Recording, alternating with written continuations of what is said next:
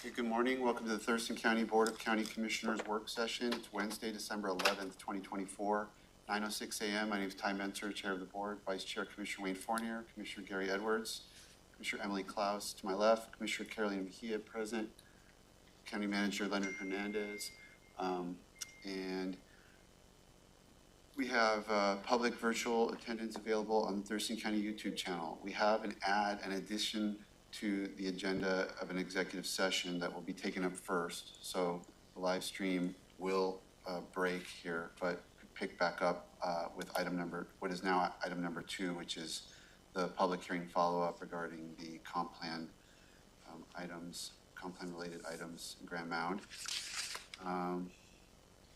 So I guess we'll go straight into this executive session pursuant to RCW 4231.10.1I to discuss with counsel representing the agency matters relating to agency enforcement actions, or to discuss with legal counsel representing the agency litigation or potential litigation to which the agency governing body or member acting in an official capacity is or is likely to become a party when public knowledge regarding the discussion is likely to result in an adverse legal or financial consequence to the agency.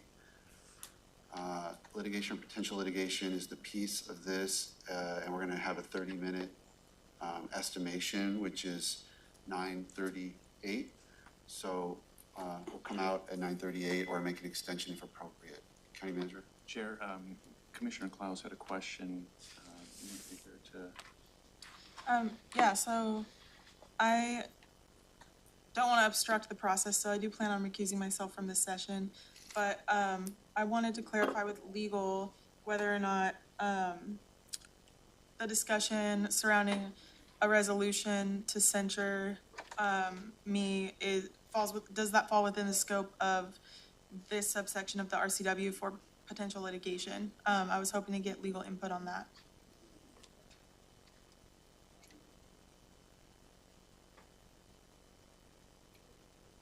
Julie, Jane, did you hear the question? Yeah, it sounds like you're asking for legal advice in an open public meeting. So how does the board want us to proceed? I guess my only question would be, can we do this? Is that any problem with doing an executive session, out of sequence, I guess? Is that? That's the second question. I'll respond just because I'm not a practicing attorney, but right now, but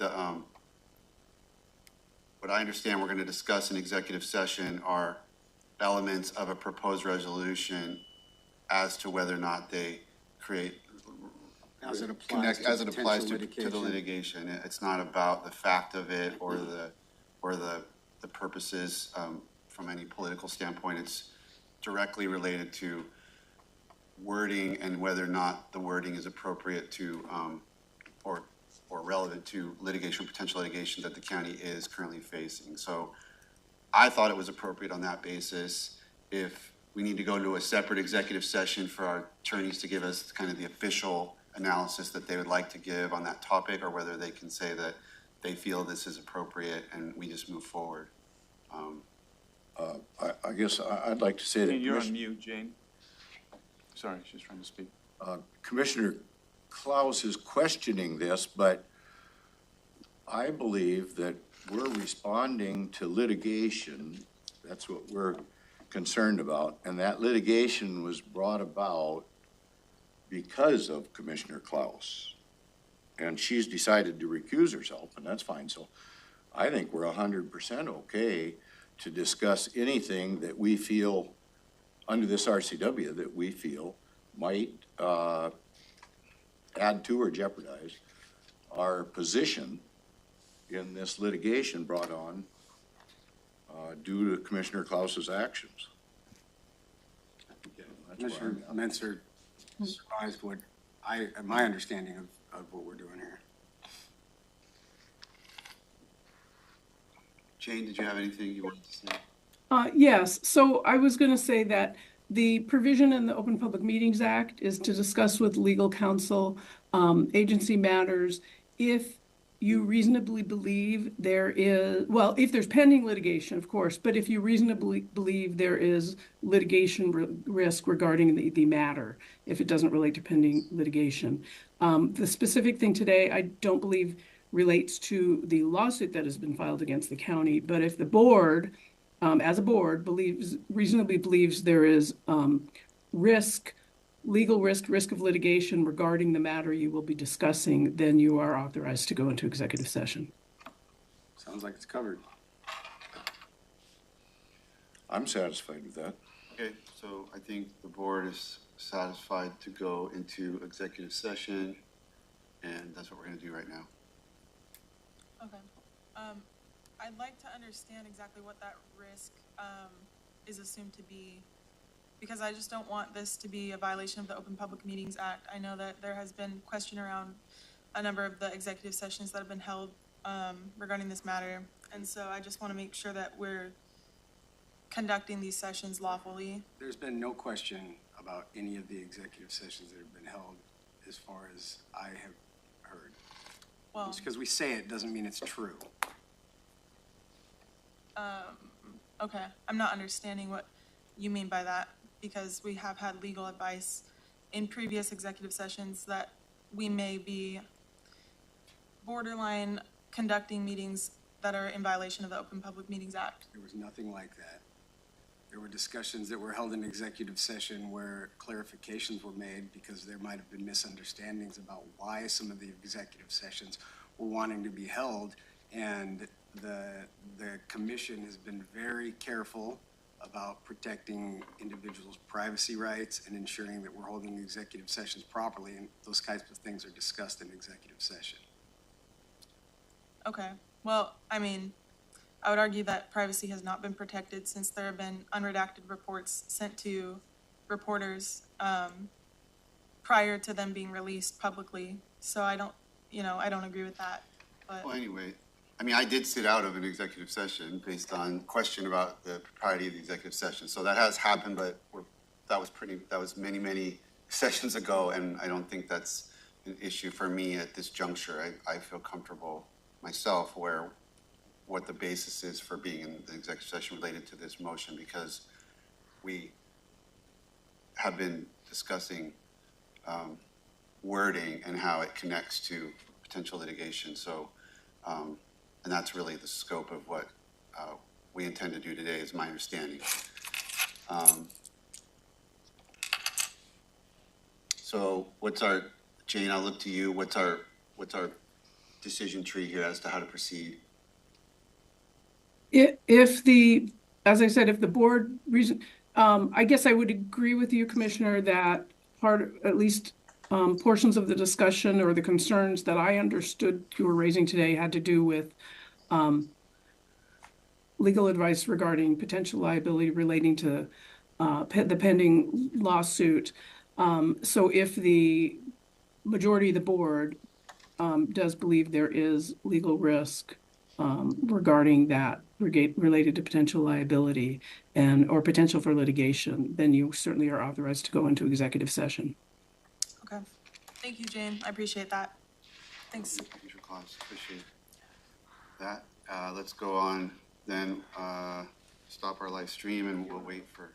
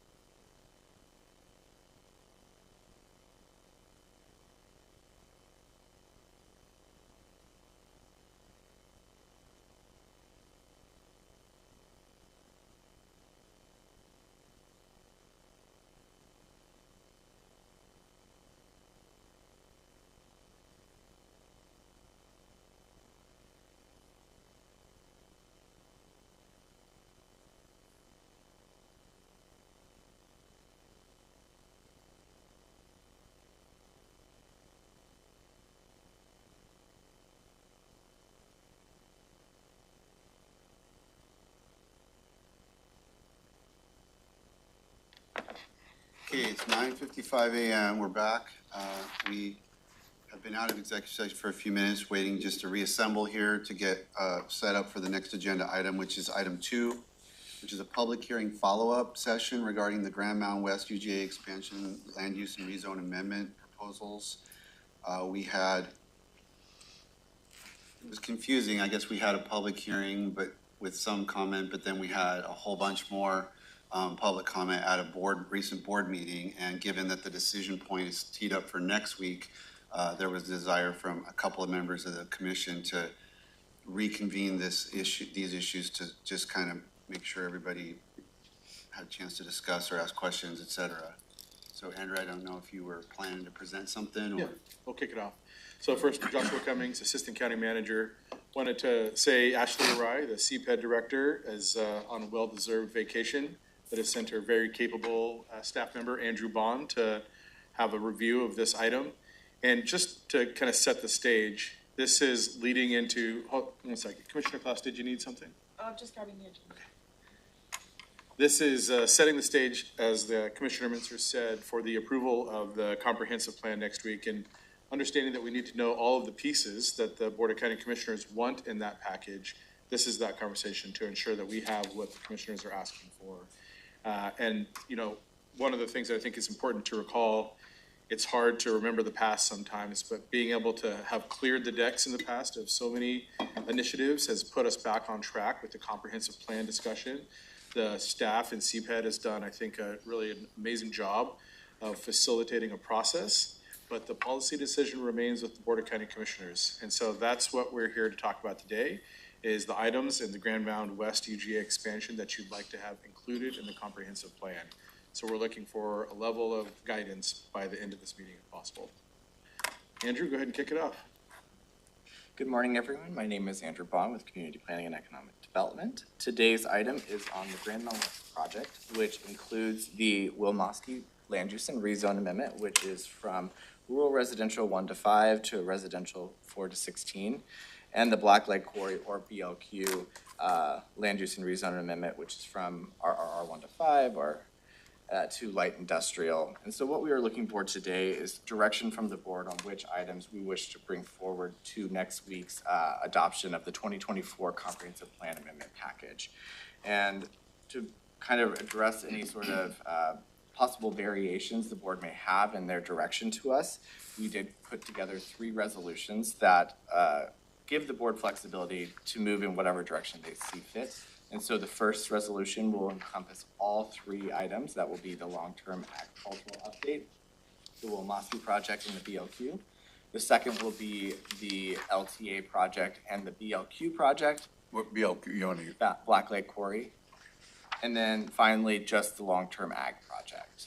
And so 3 options, and today we're hoping to see which resolution we bring forward next week so that we can be prepared to address the board. Like Josh said, we have made pretty significant strides over the past year or so to kind of clean the decks of the older projects that have kind of languished. And now we're moving into a new horizon with next year's comprehensive plan update, as well as some of the newer projects that you saw added to the docket last year. So in terms of those 3 items, on the long-term agriculture, let's take them one at a time for the board, for their refreshing their memory. On the long-term ag, we had a meeting with the Board of County Commissioners, and they provided direction on what date, do you recall? It was 11/18. So 11/18, the board provided guidance to include it in the comprehensive plan. We want to make sure that that is still the case. That's what we're planning on, given that we received that guidance from the board. Any questions or, I mean, it seemed like Wilmosky was the proposal. So We we're got gonna go like delayed. this. Are we talking that, or are we talking We're gonna She's just chunk it checking through all 3 items. So we're all on board with the ag code changes, correct? So everybody wants that included in what we're, Yeah, I have Correct. no desire to remove yeah, that. 5-0 on that. So Good. let's move on. Black Lake Quarry, we had the public hearing. We heard no new comments on Black Lake Quarry. So wanted to have, if there's any discussion on Black Lake Quarry, have that now.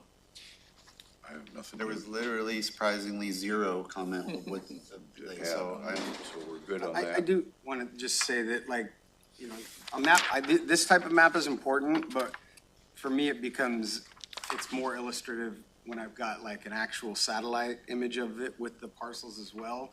Because I think that's part of the story that's really important. And when you take just public comment without that context, you kind of lose some of the significance of these proposals. And the fact, like the Black Lake Quarry, I mean, those are giant pits of water that if development's not allowed will always be giant, kind of dangerous pits of water. And to me, that doesn't make sense. Just in that, so like when I look at it from a satellite image, I'm like, well, yeah, that's, would I rather have some, kind of brownfield site that has a giant fence around it of some dangerous body of water that can never be accessed, or more homes for Thurston County? That makes it easier for me to kind of contextualize it.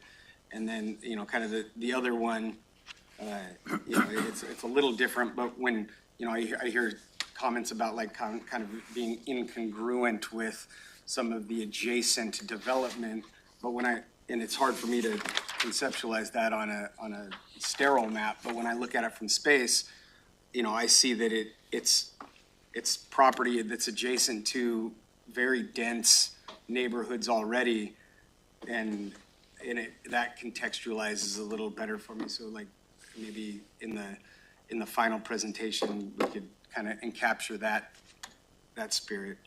So a satellite image? I like satellite images. It helps me, because when I look at, the Wilmofsky property, it's surrounded by, like some of the folks were talking about, well, this is in farmland. I mean, I'm looking at it surrounded by houses that are primarily one, per like half an acre. And so it's not necessarily as incongruent development as some folks were stating. And I think that's important for the decision-making. And I might remember that right now, but 2 weeks from now, when I pull up this thing after covering 15 different subjects, I'll be like, oh yeah, and then I don't have to do the parcel search. And County Manager, just to catch you up, we have affirmed the long-term ag. Now we're on the citizen-initiated items and discussing Black Lake Quarry, then Wilmofsky next. Perfect, thank you. Any other input on Black Lake Quarry? The satellite imagery, I think, is helpful in terms of process going forward for. No, I'm good with that too. Great. Commissioner Mejia, Black Lake Quarry, thumbs up? Thumbs up. I think we have unanimous on Black Lake Quarry. And then there were questions related to Wilmofsky. What we heard in public comment was no actually new comments that we hadn't received before in terms of tone and tenor and specifics, and we've rounded those out for the commissioners. So looking to hear what items remain on the table for that decision. if I may, when we present it, I think there's like some of the comments about like community development or lack of community development. I think we could address that in the sense that the things like parks and infrastructure and public safety, those come with the development. So as we, as it's shepherded through CPED, there's, like I know when my neighborhood was built, it was required that a park was built. So, like maybe help kind of shape that discussion as we move this forward to, and, assure people that I heard a lot of people saying, I don't have these things here. I don't have these things here. And we're saying, well, we want to bring those things there. We recognize that there's no parks in that area. We recognize that public safety needs additional tax revenue. And, so we're trying to, fill those voids as we walk forward. I think that would be an important part of the discussion as well. And I guess even to expand on that a little bit, there's no school in the county that's adequately funded. And so, as additional growth down there, they'll get more funding. Will that solve the problem? Probably not. But it's going to be like every other school, has to put up with inadequate funding. And that has been the difficult part of this zoning conversation, is that funding comes from the development. Yes. And The impact fees that are paid to the school by the developer. right, and so we're not at that stage. We're actually not at a development application. Right. We're at the zoning, so it's hard for us in CPED. Because that's outside of our wheelhouse. Exactly. Okay. So we could say this could potentially happen if a development happens in those areas, but we can't presuppose what a development might require or request. That's what makes this a little difficult. The zoning is different than the development application. And on that particular topic, previous cycle, the board took high-density housing zoning out of commission. I don't remember how many acres, but it was a pretty similar number of acres, and changed it to arterial commercial. So the net, it's kind of a net wash into how much like actual housing zoning there is based on looking at the board's decisions over 2 cycles. You don't remember those projects? I do remember. They were two of the internal, Yeah, kind of two of the internal Grand Mound Yep. projects were changed from, and you can do housing on arterial commercial, but, you know, that's a layer less control over what's gonna be there. And in terms of one of the public commenters said, I'm sure there's other zoning somewhere else in the UGA that's better suited. Well, in fact, there isn't. There wasn't very much zoning for high density to begin with, and we chopped about half of it, if I remember correctly, to accommodate other property owners who wanted to do commercial projects along that road that runs by the Great Wolf Lodge. So I voted against those, but for the record, but the board did it, and now we've got even less high density zoning in that thing. So the sense that this zoning change is somehow creating some new paradigm in Grand Mound with some new skewed number of high density zoning acres is not accurate. I was trying to recollect, I believe those were citizen initiated requests Yes. also. Yeah. And so that's, you know, as the Board of County Commissioners, you guys are reactive when those come to you in terms of property rights, about what that property owner wants to do, so. Yeah. We try to accommodate if it's not out of line with you know, where we're headed, and we do have, I don't know, I got a whole bunch of stuff to say about it myself, because I've thought about this a lot, and, you know, we have a land capacity study showing Grand Mound has insufficient capacity to accommodate future low-income housing needs.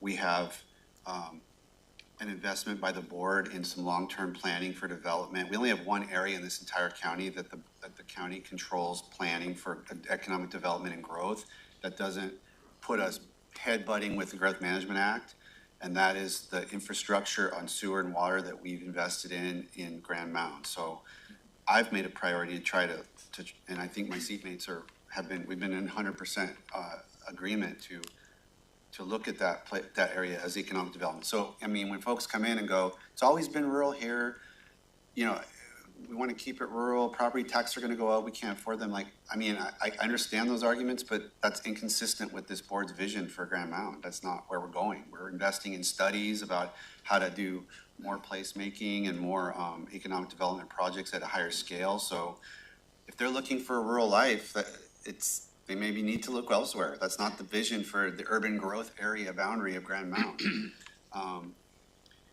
We have, you know, I agree. I was going to say the same thing as Commissioner Fournier regarding the parks and the processes that will bring those things. Like there's another layer of process on projects that will potentially bring requirements that will address those issues, and the same with schools.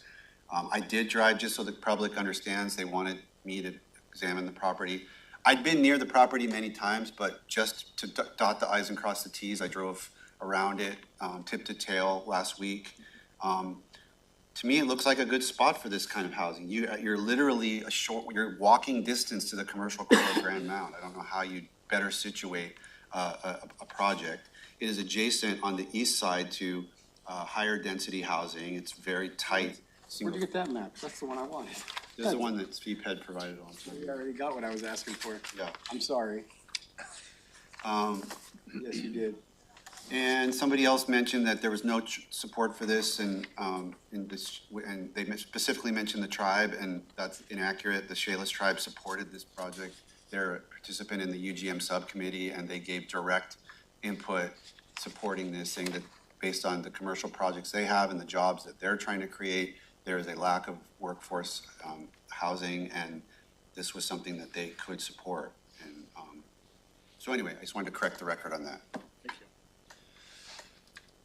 Commissioner Klaus, you looking expectantly? Yeah, I see your hand. Go yeah, ahead. I have a few points. So, this is something I still have questions on. I support the vision for Grand Mound and growing Grand Mound. I think we all know that that's the direction we're headed, and that's inevitable because we've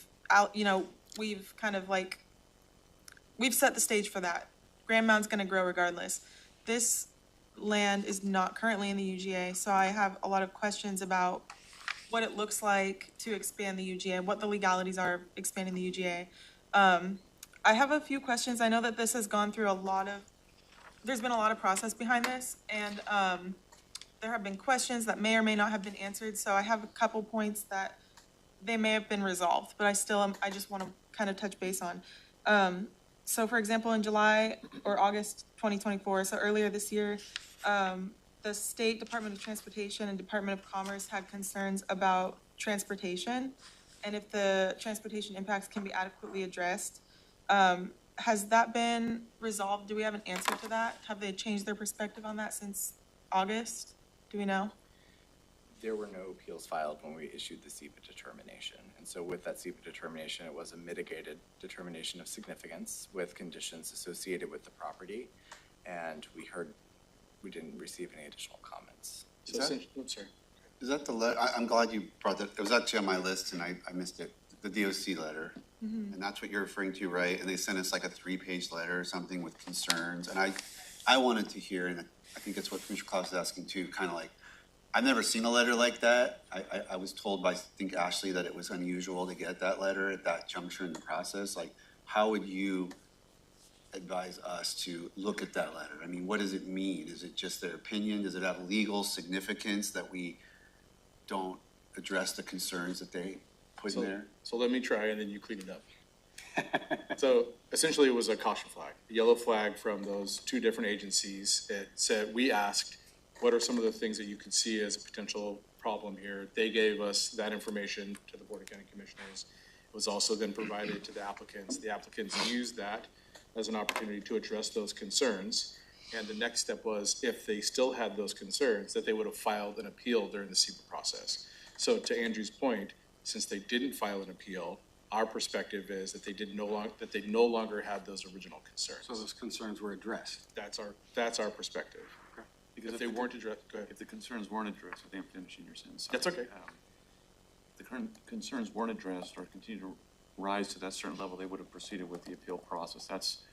All of this is, and it's tough for those that aren't in planning to understand how technical each of these things are, and they have their process, but other agencies know that, and they would know, I have to continue to advance the issue.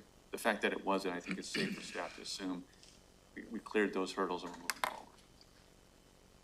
Okay, and when it comes to the appeal process, what is the timeline for them to be able to file an appeal? Like, has the ship sailed? Is that something that we know is not coming forward later? For whom to file the appeal? It would be the Department of Commerce, right? They would have been the ones to file if they wanted to. So in this situation, the SEPA appeal period has passed. And so upon adoption of this resolution, if the project was included, there is a 60-day window to appeal that decision. And it would be appealing the resolution package. We've tried to craft it in a way that kind of breaks it up so each resolution is somewhat independent of each other so it doesn't mess up the whole package. But it would be in that window where Commerce or any other could appeal. We had a similar situation when we passed the comprehensive plan previously SMP. with the long-term ag, where FutureWise wanted to have the conversation about maps, which we're just now closing out, right? So you can include all of it, and then we have that 60-day window to see if anybody would like to appeal any portion of it. Okay. So they can appeal, so like the SEPA appeal is the SEPA appeal, right? And that's It's the done. SEPA process and that's done. But by us passing this comp plan amendment, there's a growth management related pathway for them to go, nope, this is not, okay. So there is a potential pathway for them to appeal, but we don't have More any. public comment opportunities Another window alongside that, I process. would imagine, yeah. Well, we'd have our legal counsel engage with the appellant and understand their concerns and bring that back to the board and figure out a mitigated path forward. Remember the map exploration for the soils, Okay, but we don't know what we don't know. okay. That helps a lot. Thank you.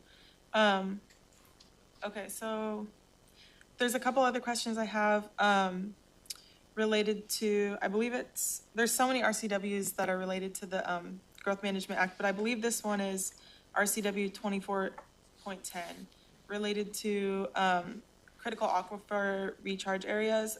So it says that 3.5 units per acre is prohibited in areas that are critical aquifer recharge areas. And I'm wondering what the opinion is from staff on that.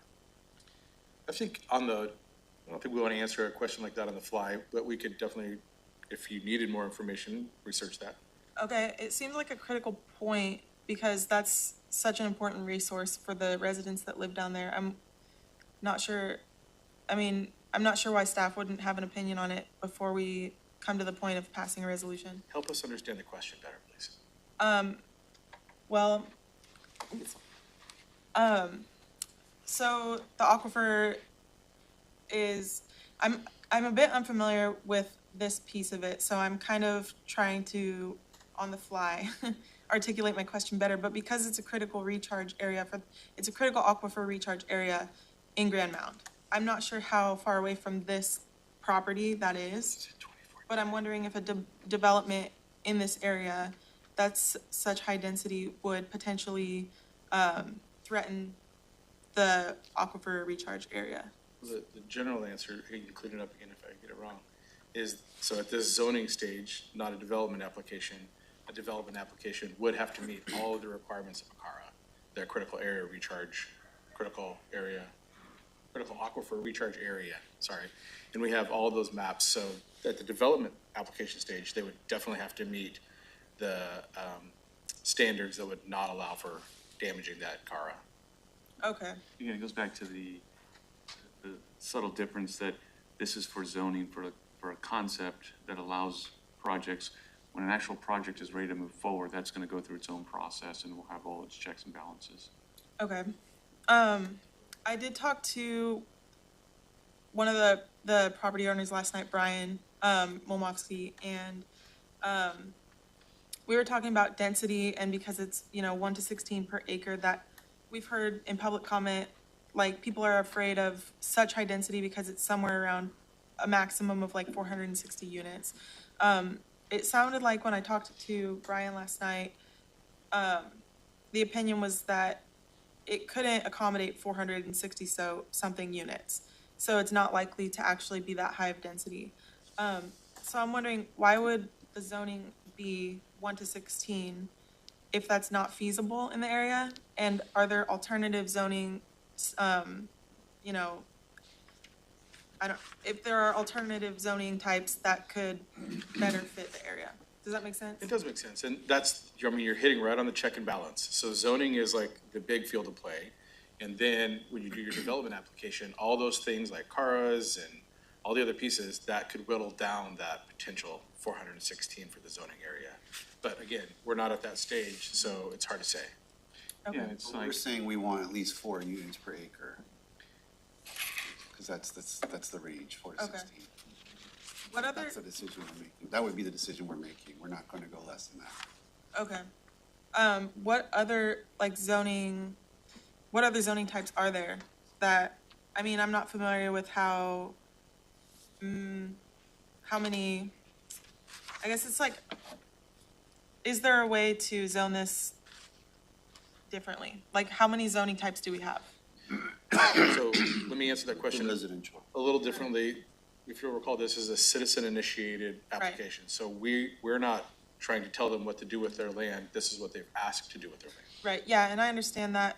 So my question doesn't really, I know that we can't say, take this application and it's citizen initiated and we decide to change the zoning, because that's not how the process works. But I'm just wondering what types exist. If, it would help me better understand why this is the proposal. well, it's the proposal that the applicant is asking for. If you want staff to provide you an overview, we can do that like in an email to give you kind of a sense of, here's everything. But again, Is there one in between that says, do you know offhand? So the 4 to 16 is what we have kind of that goes beyond the RR 1 to 5.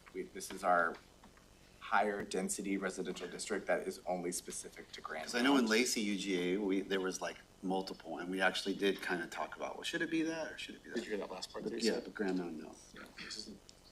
So some of the urban growth areas, like you say, have specific zoning that aligns with their future jurisdiction that they're going within. The 4 to 16 is the Grand Mounds equivalent to that. So it kind of provides that range. Obviously, with the site, you have your base amount of units that you can get. And then, like Josh just said, it kind of whittles down based on all the other requirements that apply at that specific time of development. Okay. what you're zoned for, and probably your conversation illuminated a bit on this. But what you're zoned for and what you can actually build can sometimes be different. That's right. That's something that the person who actually proposed on the project has to take into consideration. But to Commissioner Mentzer's point, you're saying we're not going to go with anything less than that. So it provides a level of flexibility. And the board could decide, as Grand Mountain gets bigger and has multiple kind of types of neighborhoods and stuff, we could create more zoning categories for applicants to utilize. I know they've done that in Lacey. Okay. Okay, that would be helpful to either like have an email or maybe meet with staff to kind of understand which, like, what are the levels of density that are available.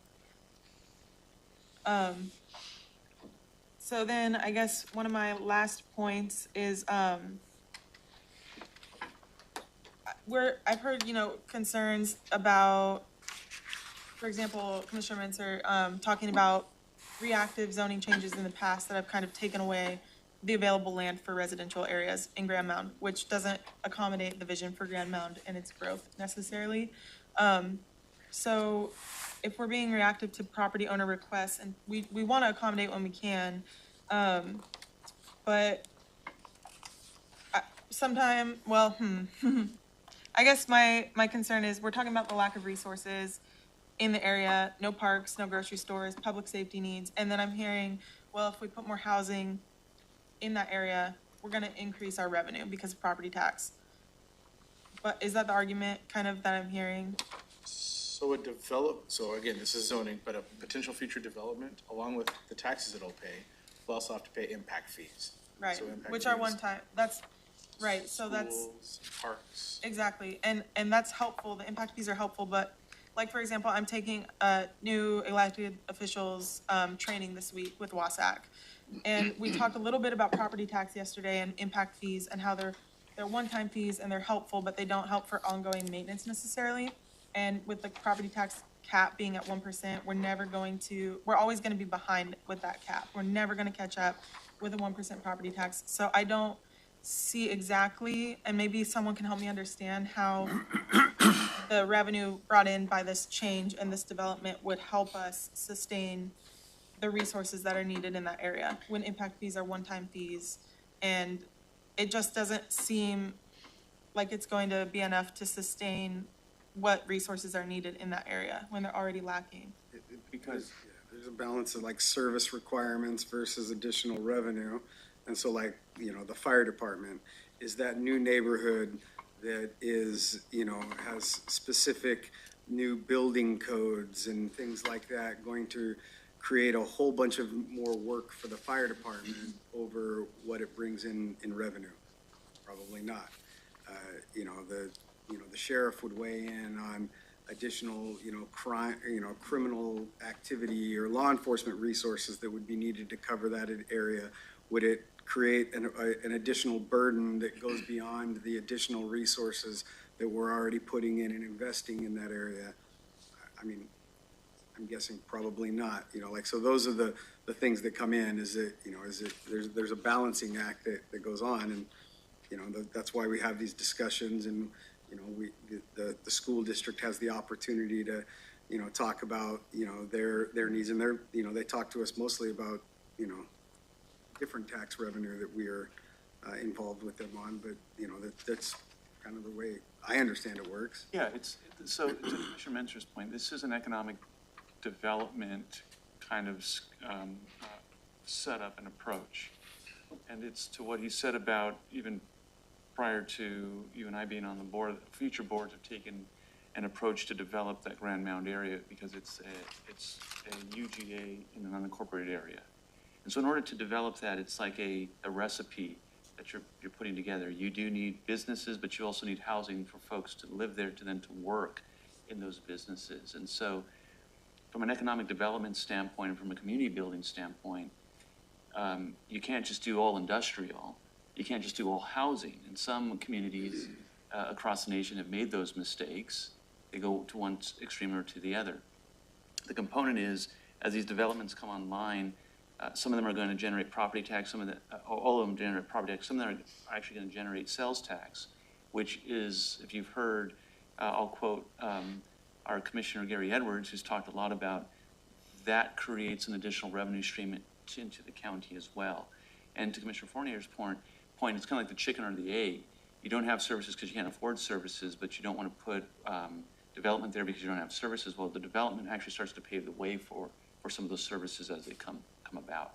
And I think that as we understand the plan for the Grand Mountain area, we understand that this is, as Commissioner Menser said, one of the only areas in the county, I think it is the only area in the county, that the board has the ability to do that careful planning. And the way you do that is the studies that he mentioned, but then as these applications come in, you're looking at what's that right mix. You heard Commissioner Menser say they took some areas for housing and they transitioned those because that's what the property owners wanted to do. The board decided to do that. And now we have an opportunity to take some other area and use it for a type of housing development. We're just zoning it now. You're gonna have another bite at the apple once the application comes in for what project there. And then you start looking at how does that apply to the broader scope of kind of like a Minecraft on steroids, right? You're building a community with all the different components. Okay.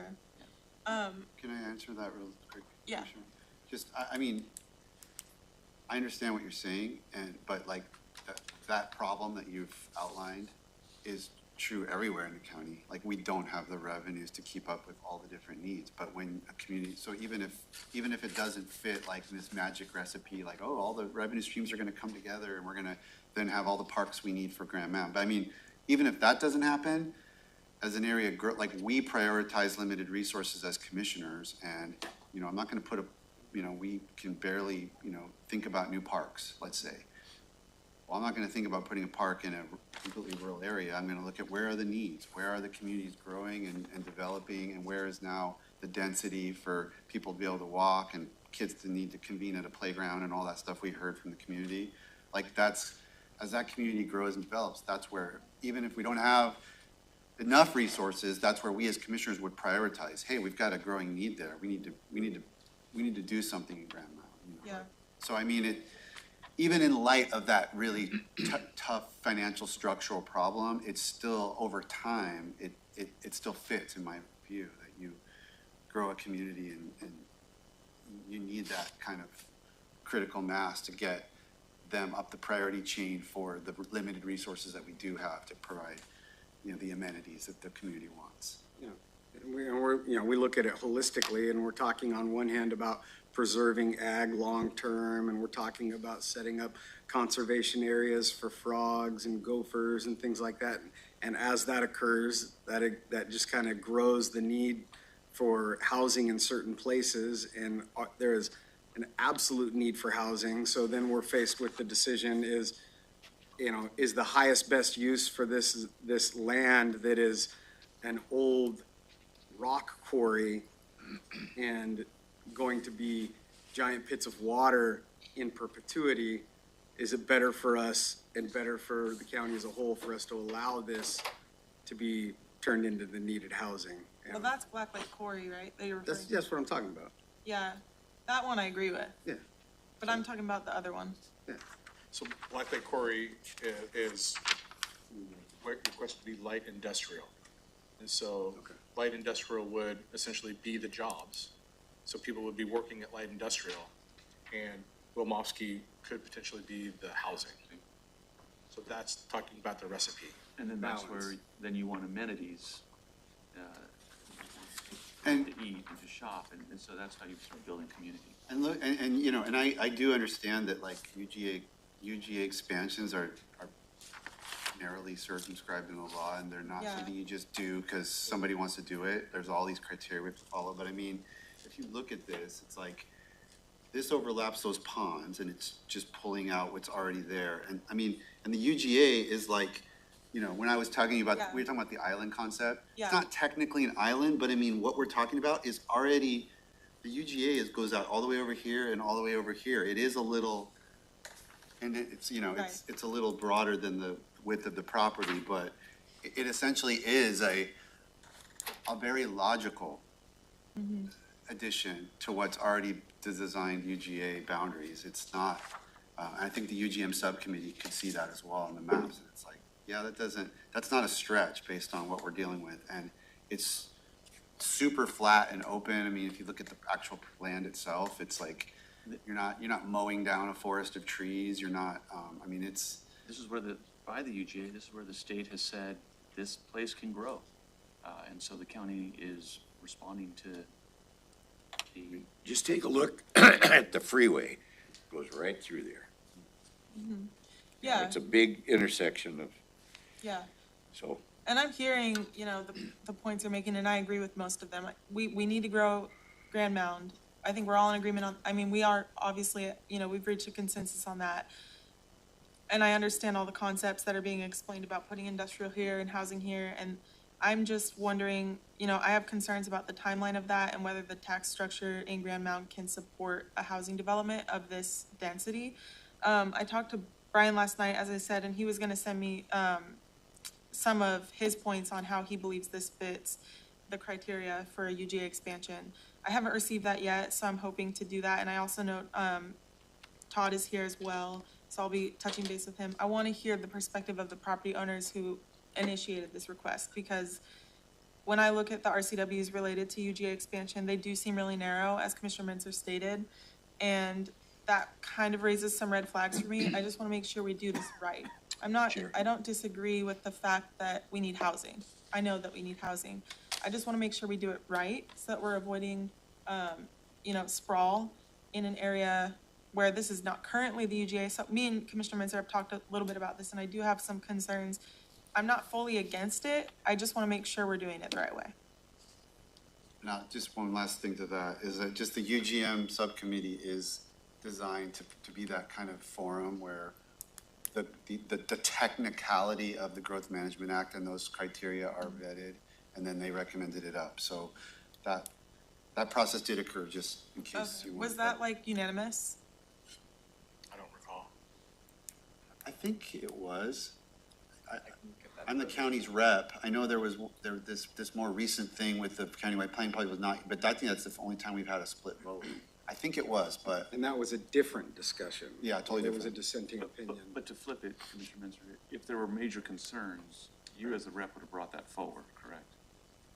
yeah, absolutely. And I mean, like I say, there were concerns right out of the gate, because this is analogous to Commissioner Fournier's concern, like you were saying, looking at this, you called it the sterile map. And I had the same concern about the sterile chart, I call it, where you just have like a zoning, like you just have a little box and it says 49 acres of this and 36 acres of that. And it's like, there's no understanding of what's on the ground, what's happening, who owns that land, like what the subcategories that they fit. And now we're required to go deeper on the subcategories of housing based on state laws change and everything. And so anyway, there were initial concerns at UGM subcommittee because it didn't seem like we needed the extra acres, because they only break it into two, like commercial, residential. And it's like a 4-box chart. And that's what we're basically making these humongous decisions of land use as county commissioners on this like chart. And I was just saying, this is totally inadequate. I knew that we had new state law requirements to dig deeper onto stratum of housing, not just housing, but what kind of housing and does it meet? And I knew that at the same time, we were looking at an industrial land study that was halfway done. And I'm like, can we just wait like 6 months on this before because the committee would have voted it down, I could tell you, based on the tenor of the conversation. So I said, can we just wait for 6 months? And I will bring this forward when we've got this new housing information and this industrial land study. And so the group agreed to that. And when I brought that new information forward and we discussed what the industrial land study said and how the Black Lake Quarry proposal would fit and how the Wilmowski proposal would fit based on the needs of the housing strata and the fact that, and that's been reflected in that Jolt article I referred to that reflected a conversation in Tumwater, but it was like discussing this new data on housing by geographic area. And then I think it was unanimous. Okay. So that's just kind of walks you through the evolution of that. That was good. He's got a good memory, That was doesn't really he? good. Yeah. He's got an excellent memory. Do you remember the date of the application on Wilmowski initially? I don't have that, but I know it's at least 10 Forever years. ago. It's at least 10 years. Last century. 10 years old. At least. At least. Sat on the preliminary doc. And when we really started to kick everything into gear so that's when you hear me talk about getting things back on track. This is one of those that had kind of sat out there and we pushed it forward. The timeline that Commissioner Mintzer just gave was all of the process that went into this just recently to make sure that we had this final conversation. So, Public comment in every venue Yep. available and public outreach occurring at every step of the way, I'm sure. this is the last step on a 10-year journey for this applicant. But it probably wouldn't have gotten approved prior to that Because new of the data studies and that that we state needed. law, because the UGM subcommittee would have probably looked at just that chart and go, no, you've got enough residential acres. And at that time, we didn't know what we didn't know. We got those studies, and then we found out that this would continue to move forward, which has brought us here. I'm sorry, Commissioner Edwards. It's not the last step, though, for the applicant. That's right. They've got a lot to do that'll cover some of Commissioner Klaus's concerns. That's right. So I would like to move this forward. I don't want to delay it anymore, is my request, that we give staff direction at I this think point the only in thing that time. would stop it is a motion from the board to not allow it to move forward, right? Okay, will you finish your statement, Commissioner? Sorry. Yeah, I want it to move forward, get it over with. There's plenty of time. If an individual commissioner has questions about this or that, to bone up on it. We've got a few more days before we'll do the final vote, which I think is on the 17th. Yeah. Commissioner Mejia, you have anything you wanted to throw in? I'm in agreement of moving it forward. I'm happy to make my comments on my reasoning. I agree with a lot of the statements that you've made, Commissioner Menser. And I think every meeting we've had with the tribe, they've said housing is one of the biggest needs.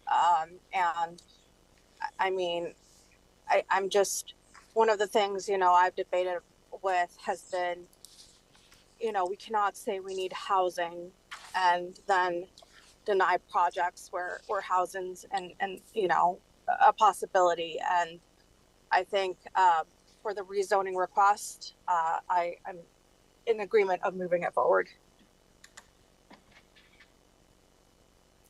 Sorry, but we don't need to take any formal action. The only. No, this is just to discuss. It's an either update. stop it or just continue on, is that?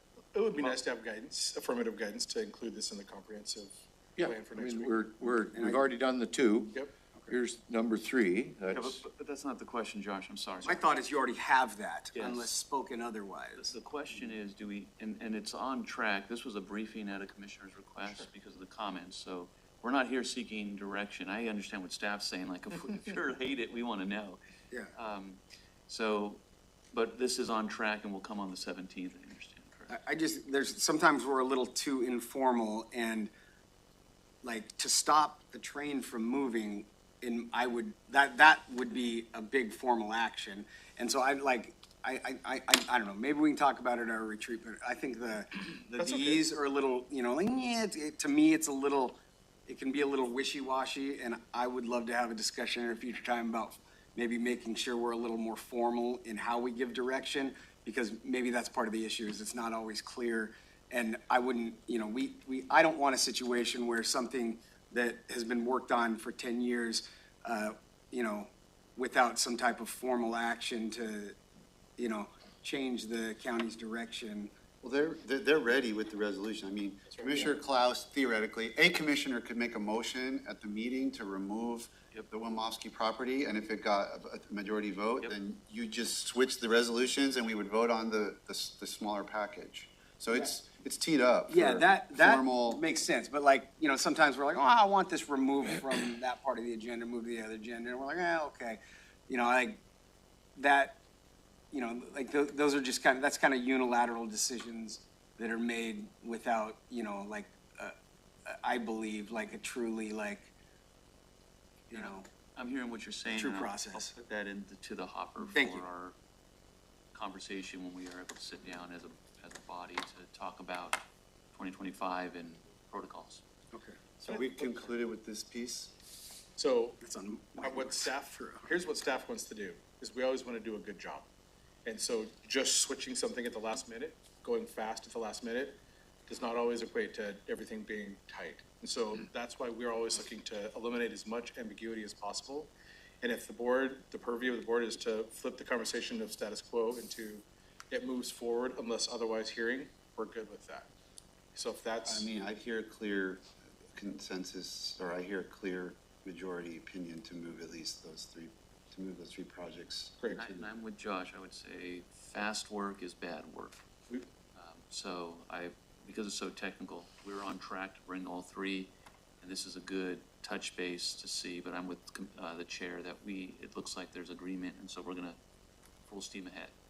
I would say I understand ambiguity is not the preference. I think it's pretty clear, not very ambiguous if you already have the resolutions prepared.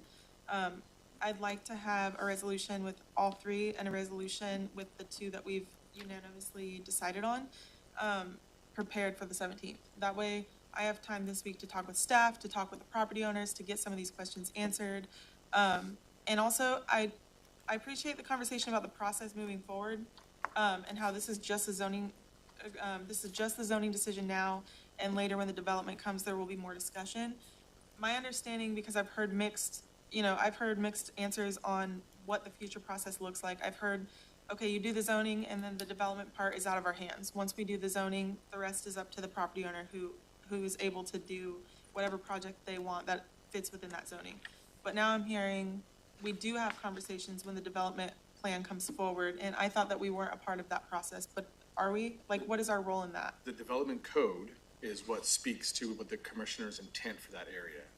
And then if there's an appeal on a development application, it could potentially, if it gets appealed at the hearings examiner, could come to the board. It's not we, but it's we, the county. Right. And county's staff is guided by our development code, which we can change, or we have that level. But then they apply the code that we passed. And then, so you may not see it. I think what you're getting at is, am I gonna have the commissioner have to vote on this to approve their project? That's not exactly how it works unless it's appealed to us, but it's gonna go through a process that we control through the code that we set and ask our staff to apply. And that process is where you hear a lot of complaints from applicants where your code is too strict, I can't do my project. A lot of complaints, a lot of. I just want to say that what you suggested is exactly what I was saying there's an issue with. So one, I don't feel like we should have, one commissioner should be able to unilaterally direct staff to draft multiple Well, resolutions. the resolutions already exist. That's why I'm not asking staff to do anything that's not already there. It's already done. I think it's a moot That's- point. okay, I but get that's what you're what I- saying. Like, if okay. you were saying, like, go draft up a resolution because one commissioner, might be a waste of time because Right. there's not gonna be a vote. Although Yeah. staff might wanna be ready for any Yeah, eventuality. but I appreciate, But it's staff already for- done, so right. Yeah, I appreciate you I being don't think it needs proactive to on even be that. said.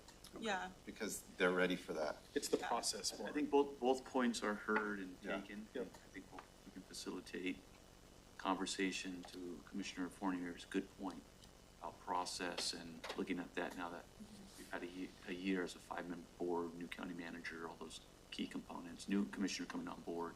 There does need to be some chalking of the field, just so that everybody knows where the inbounds, out of bounds are. So what I would like to do, if it's amenable to the board, the next item is regarding a resolution that just got modified and distributed. And I know there's been a request for about an hour to try to, so what I'm suggesting is we recess. We're gonna recess for an hour, and we're gonna come back at 11:45 to address item 3. And Chair, one other item. There was discussion from the commission about adding a item for today's agenda, which would be the reinstatement of Commissioner Klaus to boards and commissions. That would have to be done by correct me, but she's mentioned that would have to be done by a decision of the board. You can do that, but because it wasn't posted, you'd have to take action to have it You added. can have a motion to amend the agenda. Andrew, you're good. Yep, thanks so much. Yes. Thank you. I would move to amend the agenda. Okay, is there a second? Second. Okay, we have a motion and a second. The agenda will be amended. It'll follow, I would expect that to be a new item 4. Yep. Following item 3. Yep. And that would be to consider a motion related to reinstatement of Commissioner Klaus to boards and committees. Correct. Okay, all in favor, say aye. Aye. Aye. Any opposed? That motion carries. So we have then 3 commissioner items is just standing items. We essentially have 2 substantive items to take up, and we're in recess for 60 minutes. We'll take them up at 11:45.